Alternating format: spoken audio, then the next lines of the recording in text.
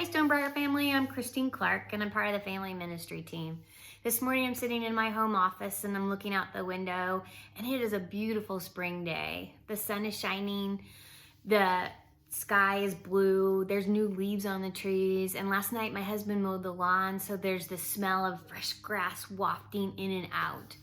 I love this time of year. It always just brings such peace to my heart to see God's new creation. In fact, it's calving season here in North Texas, and where we live, it's a little out in the country. And so as you're driving around, you get to see all the new calves and how they're running around, and they're a little awkward and they're just starting their new life. And it always just brings a smile to my heart.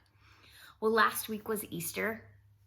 It was a beautiful celebration, and I just find that so many times as Christians we get so wrapped up in the story of the crucifixion and Christ's death on the cross, and it's an important part of the story, but we lose sight of the end, the victory that Christ had over death and the newness of life that he brought. And so this morning, as I was sitting in my office, I started reflecting on that newness of life. And one of my favorite verses came to my mind, and I wanted to share it with you this morning.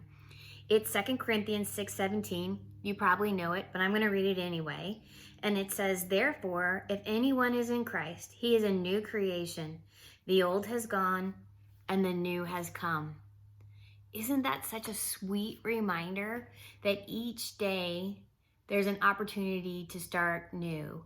That the sinful person you were before you accepted Christ has been completely washed clean.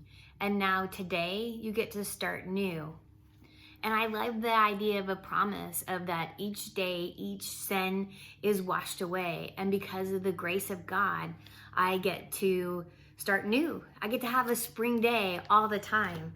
One of the other verses that comes to mind that I just want to share with you really quickly is Lamentations 3:22 and 23. And it says, "Because of the Lord's great love, we are not consumed, for his compassion never fails. They are new every morning. Great is your faithfulness." Wow, what a promise. What an amazing promise that every morning we are washed new. His compassion never fails.